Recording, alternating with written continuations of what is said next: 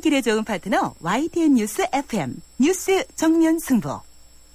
네, YTN 94.5 뉴스 FM 강전의 정면 승부 뉴스 정면 승부 3부 들어가겠습니다.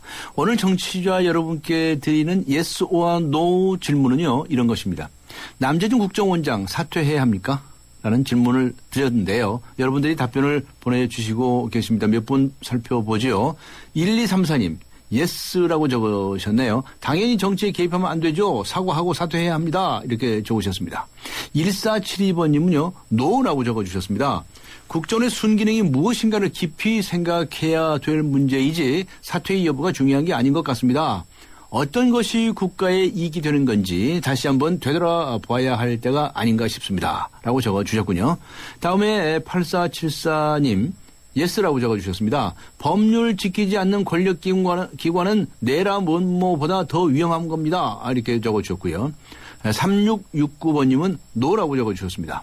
국정원장의 사퇴보다 중요한 건 유 씨의 행적과 간첩 활동처럼 사건에 관한 내용이지 않나 싶습니다. 라고 적어주셨습니다. 아직 의견 주시지 않으신 분들께서는요. 짧은 문자 50원, 긴 문자 100원의 유료 문자입니다. 우물정 0945, 우물정 0945번으로 의견 보내주시면 좋겠습니다.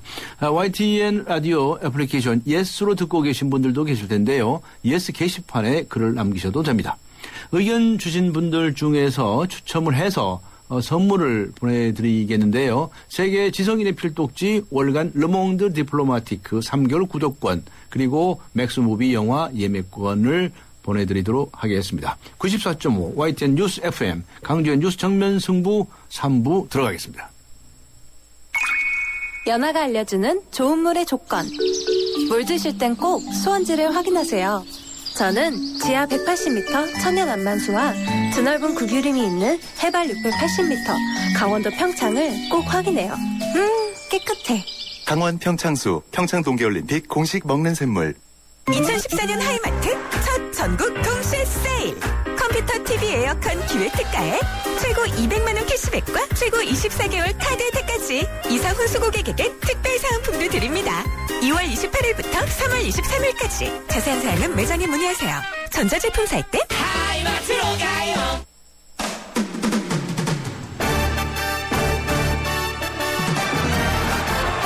네, 뉴스 정면 승부 3부 즐거운 스포츠 소식 알아보고 넘어가겠습니다. 일간 스포츠의 이은경 기자 연결합니다. 안녕하세요. 네, 안녕하세요. 네, 프로야구 시범 경기가 있었죠. 그런데 NC의 노장 투수 아닙니까? 박명환 선수. 박명환 선수가 등판했네요. 예, 박명환 선수 하면 이 과거 두산하고 LG에서 뛰었던 스타 플레이어죠. 네. 올해 벌써 만으로 나이가 37살이 37. 됐는데요. 네. 네네. NC 유니폼을 입고 오늘 그 마산구장에서 열린 LG와의 시범 경기에 등판을 했습니다. 네. NC가 1대0으로 앞서 있던 5회에 이 선발 이재학 선수에 이어서 두 번째 투수로 등판을 했고요. 1이닝을 무실점으로 아주 잘 막았습니다. 이 선두 타자인 LG 이병규 선수, 등번호 7번의 이병규 선수 그리고 문선재 선수한테 이 130km대 슬라이더를 던져서 이 3루 땅볼 1루 뜬공으로 처리를 했습니다. 예. 이후 권영관 선수한테 좌전 안타 맞은 뒤에 도루 허용을 하긴 했지만 후속 윤효섭을 좌익수 플라이로 처리를 하면서 이닝을 마무리를 했고요.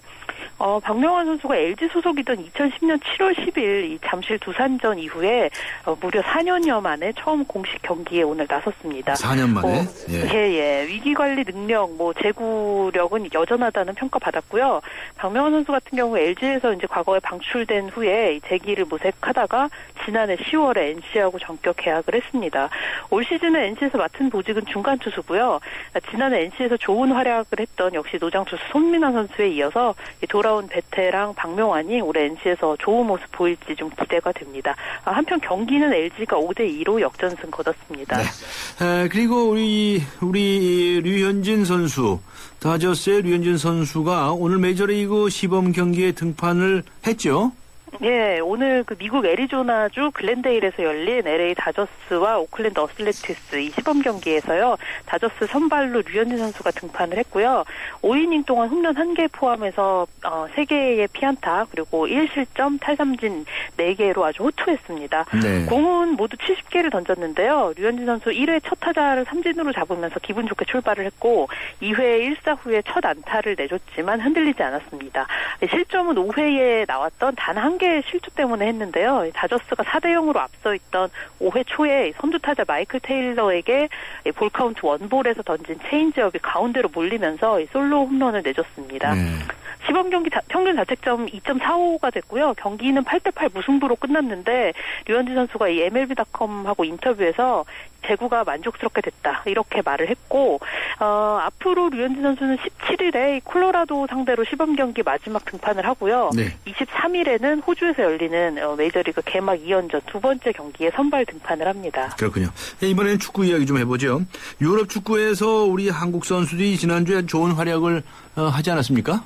네, 이 프리미어리그 잉글랜드 프리미어리그의 카디프시티에 있는 김보경 선수가요. 네. 오늘 프리미어리그 사무국이 발표한 29라운드 이 베스트 11에서 미드필더 부문에 포함이 됐습니다. 김보경 선수가 지난 9일에 이 풀럼과의 경기에서 풀타임을 뛰었고요. 팀이 오랜만에 3대1로 이기는데 기여를 했는데요. 사실 불과 6일 전인 지난 5일에요. 이 영국 스카이 스포츠라는 매체가 이 프리미어리그 올 시즌 최악의 선수 11명을 뽑으면서 김보경 선수를 넣었거든요. 네. 이때 이 매체가 가진 게 참 많으면서도 확실한 주무기가 없는 선수다. 이렇게 김보경을 비꼬았는데 네. 이번에 김보경이 베스트 11에 뽑히면서 이 언론 공격을 실력으로 갚아줬습니다.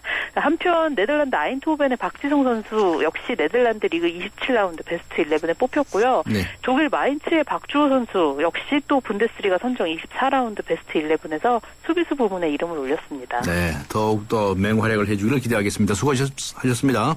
네, 감사합니다. 네, 지금까지 일간 스포츠의 이은경 기자와 함께 했습니다. 지금 시각은 7시 18분을 가리키고 있고요. 이 시각 교통 상황 알아보겠습니다. 박화영 캐스터입니다. 네, 많이 어두워져 있고요. 퇴근길 차량들이 조금씩 더 많아져 가고 있는데요. 먼저 강동대로 송파 세무서에서 올림픽대교 남단 쪽으로 정체 보여지고 있고요. 반포대교는 꾸준히 남단 쪽으로 밀렸었는데 조금씩 풀려가고 있습니다. 이제는 흐름이 그렇게 나쁘진 않습니다. 반포대교 이어져서 반포로는 남단을 나와서 반포 고가차도에서 고속터미널 쪽으로 꾸준히 차가 많은 편입니다. 현재 동호대교 양방향으로 밀리고 있는데요. 특히 동호대교 남단에서 북단 쪽으로는 2차로에 사고까지 나면서 더 꽉 막힌 정체를 보이고 있습니다. 강변북로 일산에서 구리 나가는 길 정체 구간은 많이 줄었는데요. 다만 사고가 났습니다. 한강대교와 동작대교 사이에 사고가 나서 지금 2개 차로가 막혀 있고 뒤쪽으로 마포대교에서 동작대교까지는 밀리고 있습니다. 마포대교와 동작대교 구간을 제외한 강변북로는 대체로 소통 상태가 좋습니다. 뉴스 정면승부 교통정보였습니다.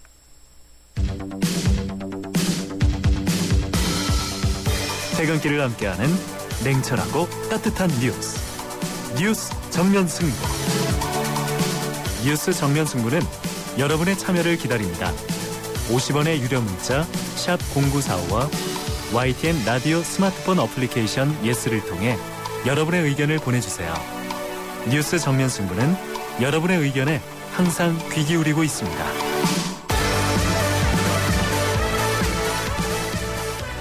네, 뉴스 정면 승부 3라운드 정면 인터뷰입니다. 경찰청은 염전노예 사건을 계기로 지난 한 달 동안 장애인 강제노예과 같은 사회적 약자들을 대상으로 한 인권침해 행위에 대해서 특별 단속을 벌였었죠.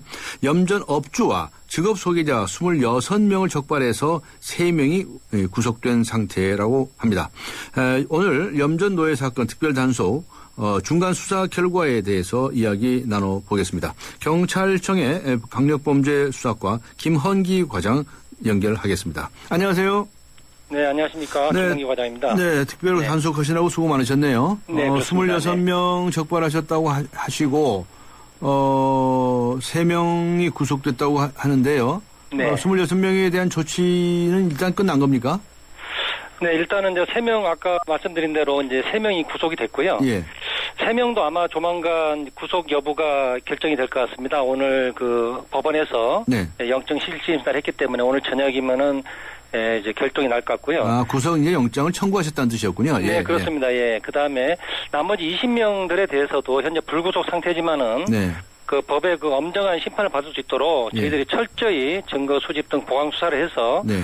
예, 저희들이 그 법의 심판을 받도록 할 그런 이렇게 진행 중에 있습니다. 26명 외에 추가로 더 수사 대상은 없습니까? 네, 현재 저희들이 약 한 달간 예. 그 특별 단속을 해왔고요. 예. 네, 현재도 약 24건 정도가 예. 계속 그 관련 제보와 첩보가 있어서 네. 지금 내사를 하고 있습니다. 그 부분은 네. 지속적으로 계속 수사할 예정입니다. 앞으로도 또 늘어날 가능성도 있겠네요. 네, 그렇게 네. 저희들이 예상하고 있습니다. 그런데 그 구출된 그 피해자분들이 말이죠. 대부분 네. 이제 장애를 가지고 있거나 네. 인지 능력이 떨어진 분들이라고 하는데 실제로 네. 조사해보니까 그렇던가요? 네, 저희들이 이번 수사를 통해서 피해자 22분을 네. 저희들이 이제 확인을 했는데요. 예. 그 중에서 약 7명 정도는 지적 장애 등급을 받았고요. 예. 나머지 15명도 이제 그 등급 판정만 안 됐을 뿐이지 예.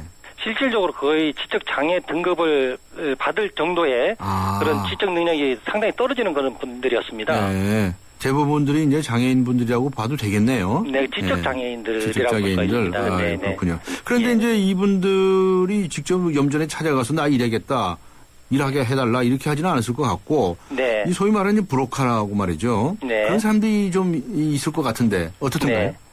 네. 주로 이분들이 그 염전 등 그 노역장으로 그 끌려가는 그 경로가 네.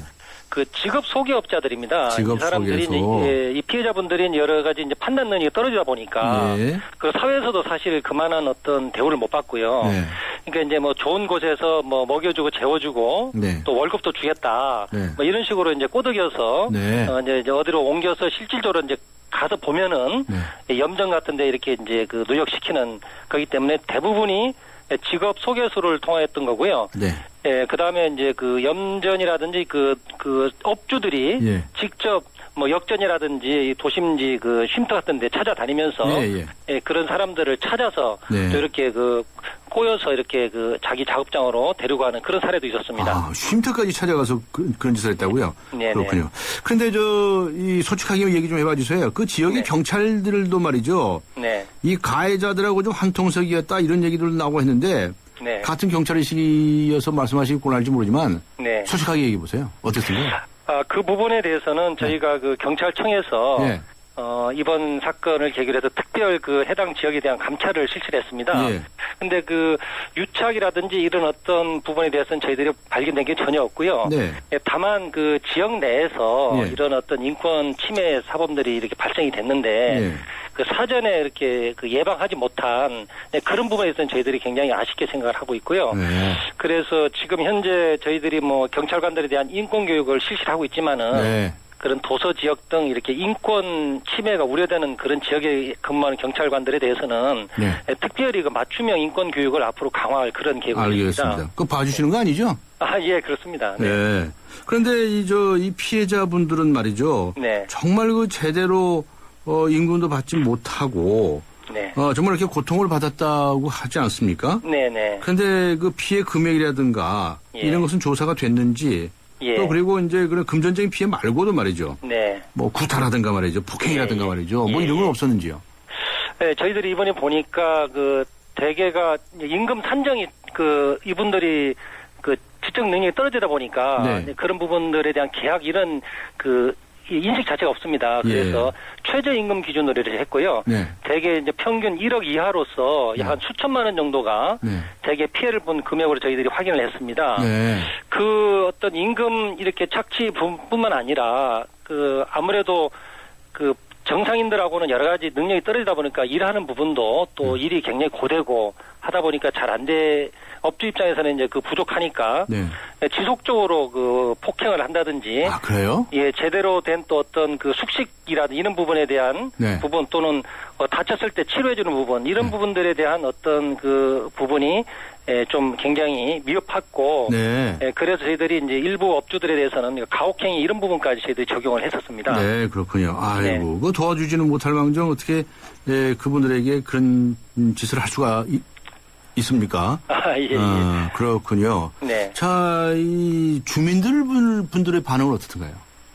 주민들은 이제 대부분 그 일부 소수 업주들의 그런 좀 일탈된 행위인데 네. 전체 자기 주민들이 그 지역과 주민들이 이렇게 좀 그 언론 등을 통해서 예. 이렇게 비판받는 부분에서 상당히 이제 좀 속상해하는 그러시군요. 그런 경우도 많았지만은 이제 네. 어차피 이제 문제가 불거졌으니까 네. 빨리 진상이 규명돼서 네. 이런 부분들이 이제 명백히 밝혀졌으면은 하는 그런 상황에서 그 수사에도 많이 협조를 해주는 그런 상황입니다. 그렇군요. 네. 아무튼 장애인분들은 우리가 도와야 할 분들이지 그분들 예. 이렇게 괴롭힌다고 하는 것은 말이 안 되죠. 하여튼 네. 수사를 더 계속하신다니까요. 좀 예. 지켜보도록 하겠습니다. 감사합니다. 네, 수고하셨습니다. 네, 감사합니다. 지금까지 경찰청의 강력범죄수사과의 김헌기 과장과 함께 했습니다. 네, 이어서 앞으로 이러한 문제 어떻게 풀어나가야 하는지 대책에 관해서 이야기해 보겠는데요. 장애우 권익문제연구소의 조문순 국장 연결하겠습니다. 안녕하세요. 예, 안녕하세요. 네, 장애인 문제에 관해서 활동을 참 많이 하시는데요. 네. 이 염전노예 사건과 같이 이 장애인들을 상대로 해서 돕지는 못할 망정 이렇게 나쁜 짓을 하는 이 범죄들이 예전에는 어떻습니까? 예전에도 좀 많이 있었고요. 네. 대표적으로 말씀을 드리면 2006년에도 한 농촌 마을에서 직장인이 이제 뭐 마을회관에서 임금 받지 않고 이제 농사일을 하다가 예. 그 난방도 안 되는 그 마을회관에서 지내게 됐던 일을 저희가 발견한 사례가 있고요. 네. 네, 그리고 2012년도에도 4월에 언론을 통해서 굉장히 많이 알려졌던 사안인데, 네. 그 지적장애인을 어선이나 양식장이나 섬 인신매매한 사건이 사회에 이렇게 알려졌던 사건이 있었어요. 예. 그때도 저희가 그 분산 지역에 내려가서 개입을 하려고 했지만 이미 많은 분들이 빼돌려진 상황이어서 그게 또 이번처럼 이렇게 끝까지 수사를 하지 못했던 그런 상황이 있었고요. 네. 그리고 이제 또 뭐 축사나 농장 이런 데서 작년 같은 경우도 한 38년간 농장에서 일하셨던 분인데 임금 한 푼도 받지 못했던 분 분리해내고 저희가 민사 지원해서 네.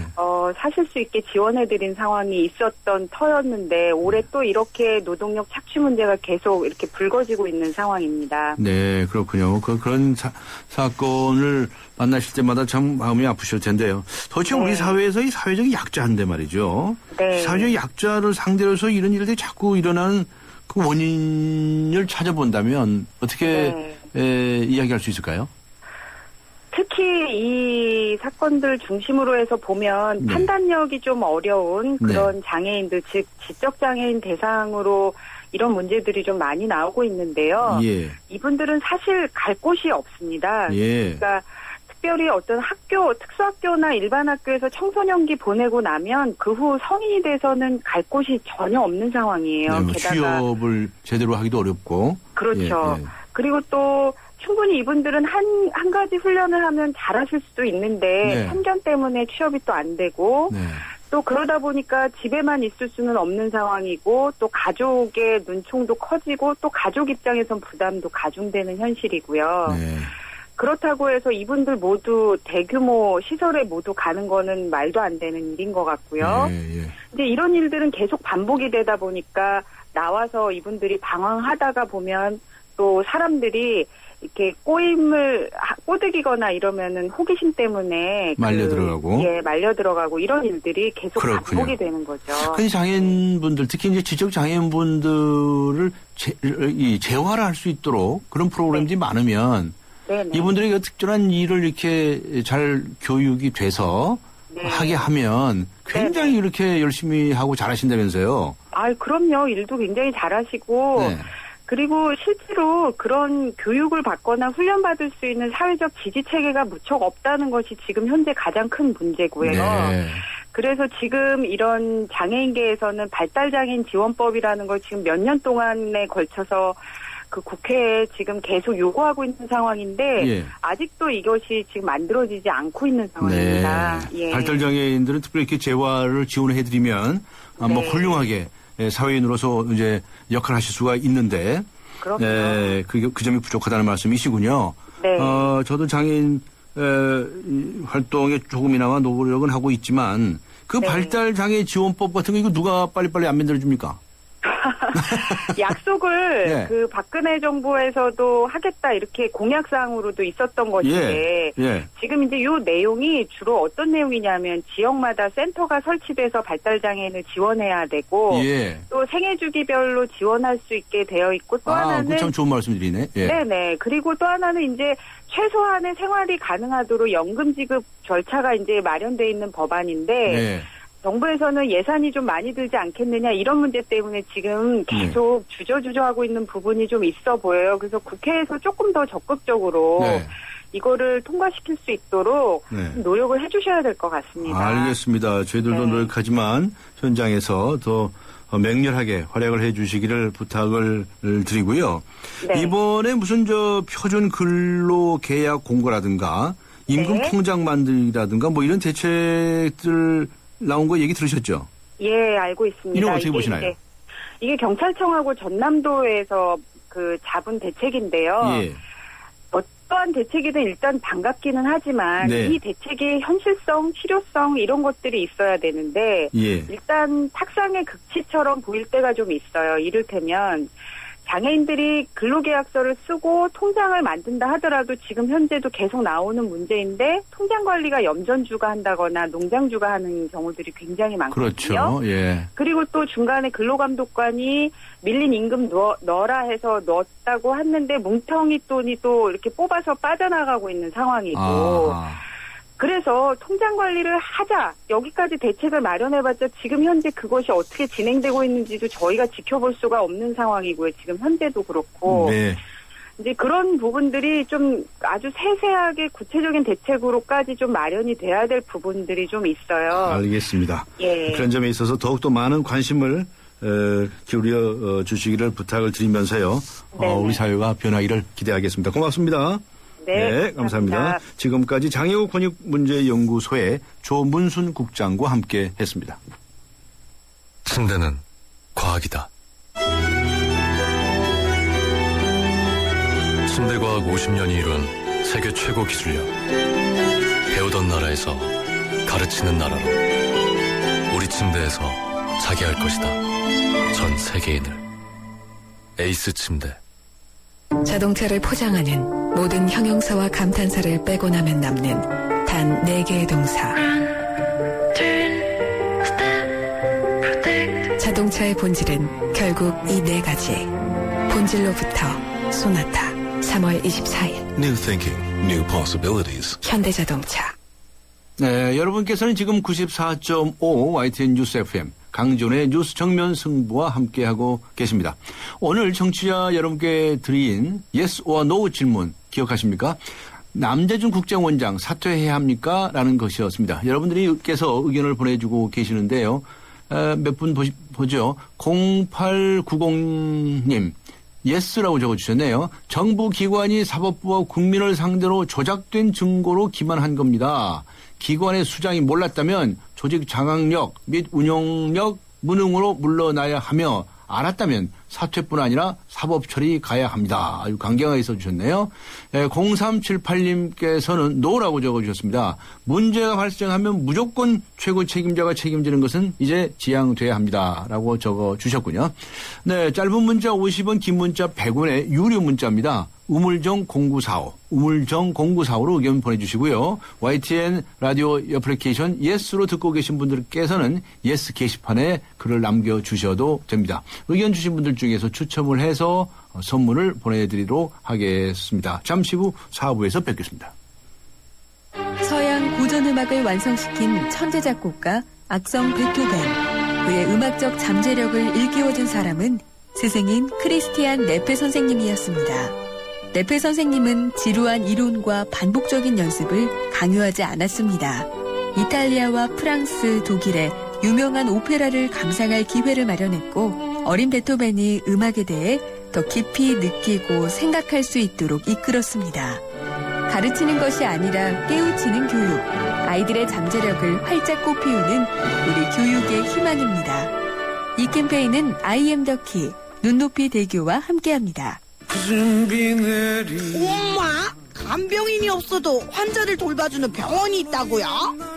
환자 안심병원은 전문 간호사가 간병 서비스를 24시간 전담하여 환자에겐 빠른 쾌유를, 환자 가족들에겐 간병에 대한 부담을 덜어드리고 있습니다. 환자 안심병원 이용 정보는 02-2276-7000번 또는 검색창에 환자 안심병원을 검색하세요. 먹고 사는 걱정 덜어주는 민생 안심 정보 모르면 안 돼요. 천만 시민 생활의 힘 캠페인은 서울특별시가 함께합니다. 살아있는 뉴스 깨어있는 방송 한국의 뉴스 채널 YTN 뉴스 FM. 네, 94.5 YTN 뉴스 FM 강전의 뉴스 정면 승부 4부입니다. 잠시 후에는 우리를 바꾸는 수다, 세상을 바꿔나가는 수다 시간이 준비되어 있습니다.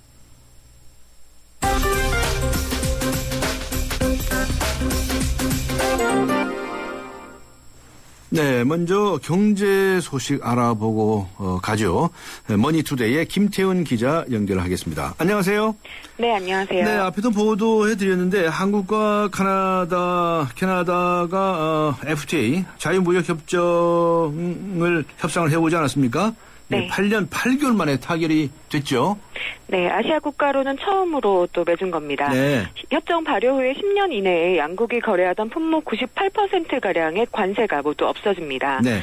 우리나라의 경우에 자동차 수출 확대에 기대를 걸고 있는데요. 캐나다는 우리나라의 5대 자동차 수출 시장으로 지난해에만 22억 3천만 달러어치를 수출했습니다. 네. 현재 6.1%인 자동차 관세가 24개월 후에는 사실상 없어지게 됩니다. 네.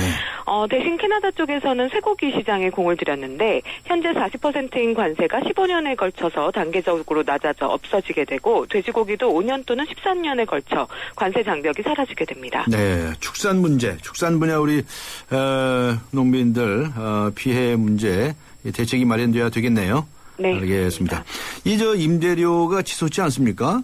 네. 이 임대료가 치솟은 탓으로 해서 서울 시내 상가의 임대 기간이 평균 1.7년에 불과하다라는 통계가 있네요. 네, 임대차 보호법에서는 그 최장 5년까지 임대를 할 수 있도록 법에서 보호를 해주고 있는데요. 네. 문제는 그 임대료가 4억 원 이하일 때만 적용이 되기 때문에 네. 첫 해에는 임대차 보호법 보호를 받다가 그 다음 해에 임대료가 올라가면 법적 보호를 받지 못하고 떠밀려 나가는 상인들이 많아서 이런 결과가 나왔다고 서울시가 분석을 했습니다. 현재 서울시의 평균 임대료는 3억 3천만 원 정도인데요. 강남의 경우에는 5억 4,700만 원 정도로 이 임대차 보호법 적용 범위를 벗어나 있습니다. 네, 그렇군요. 오늘은 시간 관계상 여기까지 듣도록 하겠습니다. 수고하셨습니다.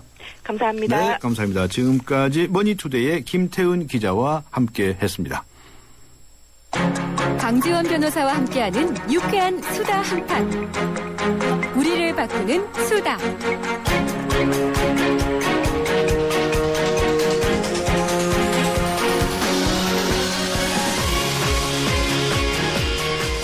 네, 우리를 바꾸는 수다. 세상을 바꿔나가야 하지 않겠습니까? 우리가 바뀌면 세상도 바뀝니다. 오늘 법률 수다를 떠는 날인데요. 법무법인 테일의 배성희 변호사 나오셨습니다. 안녕하세요. 안녕하세요. 네, 오늘 수다 떠는 주제는 어떤 거로 잡으셨습니까? 네, 오늘은 이제 친일파 재산에 대해서 우리가 네. 환수하고 있는데 네. 이 환수를 하니까 이제 후손들이 내 재산이다 이런 소송을 많이 제기했어요. 네. 이제 그 사안에 대해서 한번 살펴보겠습니다. 네, 그러니까 과거에 송병준이라든가 이완영이라든가 이재국이라든가 네. 이제 친일 이런 이들의 그 후손도 있지 않습니까? 네, 우리는 이제 편의상 친일파 후손이라 이렇게 부르는데. 이들이 조상들의 재산 찾겠자 이런 소송을 자꾸 하지 않습니까? 네. 왜 찾겠다는 겁니까? 무슨 이유로 찾겠다는 건가요? 글쎄, 친일 재산이라고 하는데 네. 우리가 이제 추후에 사실 우리 친일파를 청산하자 이런 논의가 나오게 된 거는 뭐 역사적으로 얼마 안 됐잖아요. 네. 유럽 같은 경우에는 이제 나치 부역자들에 대해서 합의가 이루어지고 네. 그 전쟁을 계기로 해서 자신들이 이 사람들을 없애야겠다 이런 생각을 많이 했지만 네. 우리 같은 경우에는 식민지를 좀 오래 했잖아요. 한 36년간 하다 보니까 친일파가 곳곳에 숨어 있습니다. 네. 그런 이런 상황에서 한 번에 몰아낼 수가 없었던 거죠. 예. 근데 이제 지금은 이제 역사적으로 우리 민족이 어떤 친일파에 대해서 몰아내자 이런 역사적 의미가 있었던 것이고 그래서 이 친일 재산을 찾자는 특별법을 만들고 그리고 이 재산 조사를 해서 친일파의 재산을 국가로 귀속시키는 이런 일을 했는데요. 네. 이 친일파 후손들은 자신들은 어버이로부터 받은 재산을 뺏기니까 당연히 국가에 대해서 소송을 하겠죠. 네. 예. 그때 왜 저 친일 반민족 행위자 재산의- 재산조사위원회 예, 그런 게 있었지 않습니까? 네, 있었죠. 거기서 이제 재산들을 이렇게 찾아가지고 국고로 귀속을 시켜버렸죠. 국고로 귀속을 시켰죠. 네. 네. 근데 거기에 대해서 이의를 제기하는 거군요. 그렇죠. 이건 내 거다. 도로 내놔라. 네. 이건 취소를 하자. 이 위원회가 한 거는 잘못된 거다. 그럼 취소를 하자. 그럼 내줘야 됩니까? 그런 소송을 했는데요. 우리가 네. 이게 그냥 뺏길 수가 없잖아요. 네, 네. 그래서 거의 승소율이 97%라고 합니다. 네. 국가가 이기는 게. 네, 네. 그러니까 뭐 뺏길 수가 없는 거죠, 사실. 네. 친일 재산 환수 작업을 좀 간단히 설명해 주시고, 네. 우리 청취자분들을 위해서 네. 넘어갔으면 좋겠는데. 그렇죠. 네. 이 법이 이름이 긴데요. 네. 친일 반민족 행위자 재산의 국가 귀속에 관한 특별법, 이제 네. 특별법이라고 할게요. 네, 네. 이 특별법에 따라서 어떠한 재산이든지 친일 반민족 행위로 축제한 재산을 전부 이제 가져올 수가 있다. 그래서 그 2006년도에 친일 반민족 행위자 재산조사위원회 이제 위원회를 출범해서 본격적으로 친일 재산 색출과 환수를 벌이게 됩니다. 네. 그래서 법원은 이 재산조사위가 활동을 한 이래로 친일파 후손들이 재산 찾기 소송을 진행해서 현재까지 한 123건 정도 소송이 제기가 됐고요. 네. 이 중에서 거의 마무리가 되었습니다. 이게 오래된 네. 사건이라서 예. 한 111건은 승소를 했고요. 국가가 승소했다는 얘기죠? 네, 국가가 승소했고요. 한 6건 정도가 패소한 걸로 알고 있고, 네. 이번에 나온 거는 이제 헌법재판소에서 네. 이 법률, 사실 지금 친일 재산을 찾겠다는 거는 결국에 소급입법이잖아요. 예. 근데 추후에 이제 법을 제정해서 뺏어오겠다는 건데, 네. 이 소급입법도 아니다. 이거는 헌법에 위반되지 않는다. 그래서 그것도 이겨서 지금 현재 소송이 거의 다 마무리된 상태입니다. 그렇군요. 그러니까 이제 이 친일 재산이라고 밝혀지면 그 국가에서 환수를 해야죠. 그렇죠? 그렇죠. 네. 네. 그런데 이제 이제 친일파 후손들이 네. 아니다 하고 도로 내놓으세요. 네. 라고 이제 소송을 거는 거 아니에요. 그렇죠. 이분들이 그 소송을 그렇게 거는데도 무슨 법률적인 사유가 있겠죠. 그렇죠. 네. 어떤 이유들을 이렇게 거나요? 예, 처음에 이 국회에서 법을 그 특별법을 만들 때는 네. 이 친일을 어떻게 규정했냐면 한일 합병의 공으로 자기를 받거나 이를 계승한 행위. 예. 그런데 이제 친일파들이 재산 3대가 잘 산다. 친일파는 3대가 잘 산다. 네. 그런 말이 있잖아요. 네, 네. 그러니까 재산이 많으니까 예. 법무법인이라든지 변호사를 많이 투입을 한 거죠. 네. 여기서 이제 문구를 찾아내서 한일합병의 공으로 자기를 받거나 아하. 이 한일합병의 공이 있었느냐 없었느냐 이거를 이제 판단해 보기 시작한 거예요. 네. 그 전까지는 당연히 친일 재산이라고 판단이 되면 법원에서는 국가 승소를 해줬는데 이렇게 따지다 보니까 법원 입장에서도 정말 법에서 한일합병의 공으로 자기를 받았거나 이 문구 여기에 해당이 돼야 되는데 해당되지 않는 사례가 나오니까 이제 우리 국회의원들이 가만히 있을 수가 없죠. 법을 바꿔버렸죠. 이걸 삭제해버렸죠. 이거 지워버렸어요? 지워버리고. 그러면 어떻게 됐어요? 이 한일합병의 공으로 이제 삭제를 하고 예. 이제 자기를 받았거나 이를 계승한 행위 이런 식으로 법을 바꿔버려요 중간에. 예. 그럼 또 이 소송하는 사람들이 또 열이 받잖아요. 친일파 후손들이. 네. 그래서 다시 헌법재판소로 가죠. 이 법은 이제 지금 위헌이다. 소급입법이다. 소급입법이다. 네, 소급입법이다 나오는데 또 우리 헌재가 이제 그렇게 판단할 수가 없잖아요. 네. 3.1운동이나 대한민국 임시정부 법통을 계승했다. 이거는 당연히 우리 민족이 해야 되는 거다. 헌법 이제 합법이라고 하면서 합헌이라고 하면서 다시 그 소송이 진행되고 이제 국가가 승소하게 되는 것이죠. 네. 근데 조금 전에 말씀하신 것처럼 무슨 자귀를 받았거나 계승하고 이렇게 말씀하셨는데 네. 그것도 자신 많이 봐준 거네요. 그렇죠. 네? 좀 친일파라고 하려면 더 많은 범위에 네, 그렇죠. 네, 그런 인물들이 등장할 수 있을 것 같은데 굉장히 제한적으로 했네요. 네. 네. 그게 우리나라가 친일파 처리에 대해서 입장이 아직 통일되지가 못한 상태에서 좀 네. 졸속으로 약간 한 경우가 있는 것 같아요. 네. 좀 유럽과 달리 또 우리가 좀 식민지를 오래 겪었기 때문에 네. 친일파를 색출해내는 작업 자체가 곳곳에 숨어있는데 그걸 파악하기 어려워서 좀 그런 면이 됐고 또 재산도 사실 동산으로 바꾼 경우에는 찾기가 어렵잖아요. 아, 그렇겠네요. 예, 예, 부동산의 예, 경우에는 예. 딱 남지만 예. 그래서 좀 그런 어려움이 있었죠. 네. 땅을 빨리빨리 팔아가지고 동산으로 바꾸는 양반들은 안 이완용, 됐겠네. 네, 이완용 씨, 송병준, 예. 이완용, 송병준 이런 사람들은 1920년, 30년에 이미 다 재산을 팔았고요. 아하, 예. 그래서 많이 굉장히 잽센 분들이네. 예. 가진 토지가 한 150필지 됐는데 실제로 찾은 건 16필지밖에 안 된다 하더라고요. 그래요? 네. 못 찾은 것도 많이 있네요. 그렇죠. 더 많이 지금 나온 거는 추산으로는 친일 재산의 3%만 찾았다고 해요. 하긴 뭐 친일을 했다고 한다면 그 당시에 그 이들이 친일을 한 것이지. 하긴 네. 뭐 자식은 무슨 죄가 있습니까? 사실 그렇지만 뭐 사실 네. 연좌죄로 이렇게 걸면 안 되는 거죠. 근데 안 되긴 하는데 네, 그렇죠. 재산 문제는 네, 재산 문제는 아버지가 친일로 받았다면 했다고 사실 한다면 후손은 당연히 네. 욕심내면 안 되죠. 지금 네. 여러 사건이 있잖아요. 우리 전두환 전 네. 대통령도 사실 그 재산은 거의 뭐 환수된 상태고 그렇다 보면은 이 역사적으로 역사를 반성한다면 그런 부분은 우리가 당연히 환수해야 될 부분이 아닌가 생각이 들어요. 네. 그런데 그 최근에 말이죠. 그 이혜승 씨? 네. 조선 왕족 친일파 이혜승 씨 사건. 이건 어떻게 된 거예요? 이게 205필지나 일제로부터 받았다면서요? 네. 예. 이 소송도 마찬가지로 예. 친일 재산에 대해서 이제 환수를 뭐 했죠. 사실 했는데 자기는 이거는 자기가 누구예요? 그 손자? 네, 손자가 네. 법무부 장관을 상대로 네. 친일 재산 확인 결정 처분 취소를 해달라. 네. 그래서 처음에는 이제 그 마찬가지 아까 설명드린 대로 법 개정 전에는 이제 공작했다. 그게 안 돼서 뭐 이겼지만 나중에 이제 법을 개정하면서 그냥 그러니까 일본으로부터 어떤 자기를 수여받았다면 그 자체로 친일이기 때문에 네. 재산 환수는 정당하다. 네. 그런 것이죠. 정당하다. 네. 그렇게 돼서 결국 패소한 거죠. 네. 그러니까 국가가 가져가겠다는 거죠. 네.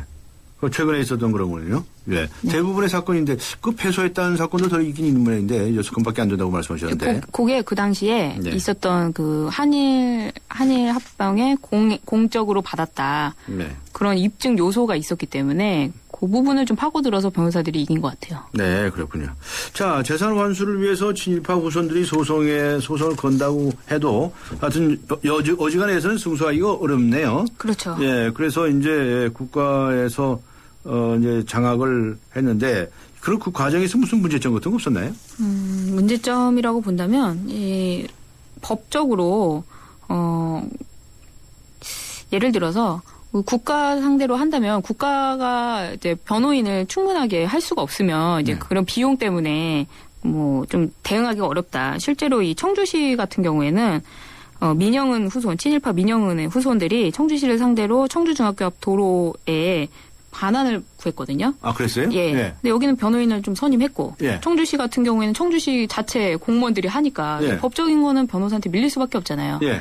그러면 예산적으로 뭐 좀 지원을 해줘야 되는데 그런 지원이 어려워서 처음에는 좀 패소를 했었죠. 네. 근데 결과적으로는 이제 청주시가 승소를 했죠. 이제 시민들이 다 단합을 하고 예. 여러 도와주면서 그렇게 됐죠. 네, 그렇군요. 정부 기관 중에 말이죠. 네. 이 친일 재산을 환수를 이게 전담하는 그런 기관이 있나요? 지금 없습니다. 없어요? 그런 전담이 없고 이건 네. 특별법이기 때문에 어떤 한시적이에요. 네. 그래서 이런 조사 기간도 이미 끝났고요. 네. 지금 사실 친일 재산 환수를 하겠다는데 이제 그 작업을 이어받은 곳이 아무것도 없는 상태죠. 그러니까 지금은 이런 소송밖에 안 남은 상황입니다. 네, 실제로 소송에 정부 기관이 없어가지고 네. 불리하게 영향을 끼친 사례가 있나요? 그게 아까 말씀드린 이제 청주시 사례. 청주시 사례. 네, 그런 거랑 뭐 지금 나온 이우영 회장 같은 경우 네. 예, 그런 사례들이 있죠. 아, 그렇군요. 예. 그러니까 그 한 줄로 인해서 320억을 왔다 갔다 했네요. 근데 국회의원들이 참 재밌어요. 네. 국회의원들은 좀 법조인과 달라서 생각하는 게 네. 이런 것 때문에 한일합병 공으로 못 받았다. 네. 뭐 그게 아니다. 그러니까 예를 들어서 원인이 충족돼야 결과가 나오는 거잖아요. 근데 그 원인이 충족되지 않았다. 그걸 입증하면 그 결과가 나오지 않으니까 네. 결과적으로는 이 사안을 본다면 친일 재산으로 가져간 게 아니다. 이런 건데 이 국회의원들이 이런 걸 보니까 자기 생각에 없었던 게 나온 거잖아요. 네. 그럼 법을 바꿔버려요. 법을 바꿔요. 법조인 같은 경우에는 다투는데 네. 국회의원들은 생각이 정말 다르더라고요. 법을 아예 바꿔버려요. 예, 법을 바꿔버려요. 그건 잘하는 거네요, 이거는. 그 되게 재밌는 국회의원도 재밌는 권한인데. 사례죠. 예, 재밌는 사례가 이 노무현 탄핵할 때 네. 노무현 전 대통령 탄핵할 때 그때 열린우리당이 그 다수파였잖아요. 예. 그때 이제 탄핵 재판에 있어서 재판관이 누구냐, 탄핵했던 재판관이 누구냐 이런 걸 뭐 색출해내려고 했었어요. 네. 그 당시에. 네. 근데 이제 그 재판관 이름을 이제 넣자. 이런 거를 이제 열린우리당에서 법 개정을 통해 가지고 바꿔버렸죠. 자기들 마음에 안 들면 바꿀 수 네. 있는 권한이 국회의원에 있으니까 네. 이런 것도 우리가 친일 재산을 찾을 수가 없다면 국회에서 법을 바꿔서 좀 찾기 쉽게 만들어 버리는 거죠. 네, 청취자분께서 의견을 보내주신 분 있으신데요. 네. 3301님. 저는 이해가 잘 안 가네요. 왜 친일파들이 민족을 배신하고 축적한 부를 국가가 다시 가져가는데 법적인 절차가 필요한 겁니까? 광복과 동시에 당연히 국가가 다 가져갔어야 하는 것 아닌가요? 왜 그때 그렇게 못한 겁니까? 네. 아주 분노에 분노하시는데 네, 네. 그런 말씀을 하셨는데 앞에 우리 표 변호사님 말씀하신 것처럼 우리가 참 친일 청산이라든가 이런 게 참 미흡했죠. 네, 미흡하죠. 그렇죠? 나치 청산한다든가 뭐 이게 독일 같은 데서 한 거면 대단해요. 그런 나라에서는. 네, 그렇죠? 이제 전쟁을 통해서 자신들이 느꼈기 때문에 네. 과거 반성을 통해서 자신들이 지향하는 미래를 이제 가겠다. 적극적으로 청산을 한 건데 우리 같은 경우에는 아직 이제 보복성 청산이기 때문에 네. 좀 더 적극적으로 할 필요가 있죠. 네. 우리가 이런 걸 청산할 거 말로 청산해야 되는데요. 근데 사실 왜 이게 문제가 되냐 지금 이해를 못 하시는데 예. 그 가지고 있는 재산을 법으로 국가가 만약에 그냥 가져간다면 그것도 불법이 될 수 있다. 이런 의미에서 지금은 법을 만들어서 그걸 가져가는 거거든요. 네. 근데 그 법은 이미 일어난 이후에 만든 거니까 예. 이게 소급입법이 될 수가 있잖아요. 예. 그래서 문제가 되는 거죠. 네. 만약에 우리가 친일파 청산에 대한 의지가 확고하고 국민적으로 그게 합의가 됐다면 네. 사실 이 법을 만들지 않아도 환수는 할 수 있었겠죠. 네. 그런데 이제 소급 입법이 문제가 됐지만 네. 결국은 소급 입법은 아니다. 소급 입법이지만 이지만 이제 우리가 이거는 되찾을 수 있다. 네, 3.1 운동을 계승하고 대한 정부 임시정부 그걸 개통한다면 허용된다. 허용된다는 거죠. 지금은 이제 예. 네, 그렇게 된 거로군요. 네. 지금까지 상황으로 봐서는 친일 재산을 환수한 게 꽤 될 것 같으네요. 좀 알아보셨나요? 네. 현재까지 매각해서 그러니까 법무부가 친일 재산 부동산이잖아요. 거의 네. 그걸 네. 매각해서 얻은 금액이 지금 322억 1,000만 원이랍니다. 322억. 1,000만 원. 네. 네. 그래서 이 기금을 이제 독립유공자와 유족생활 안정을 위해서 지원금에 사용될 예정이라고 하니까요. 네. 친일 재산이 사실 밝혀진 바로는 1,267억 원 정도라고 하니까 네. 좀 더 찾으면 찾을 수도 있었겠죠. 그거 아직 못 찾았다는 겁니까, 그러면? 예, 아직 못 찾았다는 것인데 네. 이제 추후에 뭐 법을 개정하거나 네. 조사위가 계속 위원이 된다면 이 기금이 늘어나겠죠. 아니, 이 조사위원회는 어떻게 되는데요? 이 조사위원회는 지금 종료가 됐는데요. 네. 우리 정부나 법무부가 이걸 이어가는 어떤 특별한 걸 만든다면 네. 이걸 찾을 수도 있겠죠. 그거 왜 안 합니까? 그게 저도 궁금해요. 아, 그게 궁금하세요? 네. 예. 저희가 좀 바꿔야 될 것 같아요. 아직도 이 친일 재산인데 네. 환수되지 않은 것이 많이 있다. 그걸 네. 찾아와야 된다. 네. 목소리를 좀 높이셔야죠. 거의 지금 4분의 1밖에 찾질 못했다. 그리고 실제 부동산은 거의 친일 재산의 3%밖에 찾질 못했다. 그리고 네. 후손들이 이 친일 재산으로 가져가니까 취소 소송을 제기한다. 네. 이런 사회 구조가 사실 우리가 용납이 안 되는 거잖아요. 네. 그러니까 이건 바꿔야죠. 언제 뭐 후손들이 한 번씩 이제 섭섭하니까 네. 해본다 치더라도 우선 국가가 정신 차리고 찾아야죠. 그러니까요. 네? 왜 과거를 반성하지 않는지. 이거 안 하는 사람이 누굽니까? 무슨 장관입니까?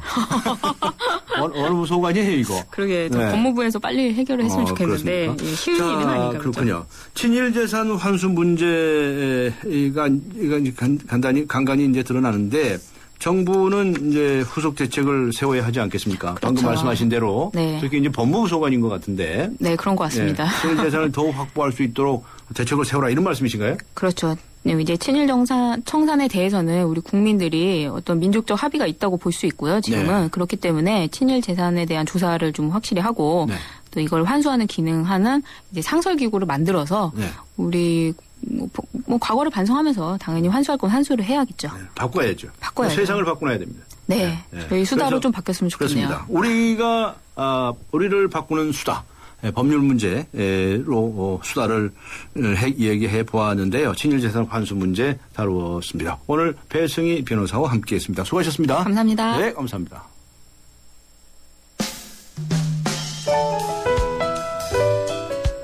네, 강지원의 뉴스 정면 승부 예스와 노에서는요, 남전 국정원장 사퇴해야 합니까? 라는 질문을 드렸었는데요. 정확한 여론조사는 아닙니다. 제작진이 자체적으로 집계한 결과는 예스가 7, 노가 3으로 나타났네요. 사퇴해야 한다는 의견이 더 많았는데 정확한 여론조사는 아니니까요. 참고하시기 바랍니다. 의견 보내주신 분들 중에서 휴대전화 뒷자리 번호가 4432님 이렇게 해서 선물을 받으시게 되겠습니다. 의견 보내주신 모든 분들께 감사의 말씀을 드립니다. 3월 11일 화요일 뉴스 정면 승부 여기서 마치겠습니다. 지금까지 프로듀서 신아람, 기술감독 신봉선, 안홍진, 작가 정선임, 강예은, 그리고 진행의 강조인입니다. 내일 시간까지 안녕히 계십시오.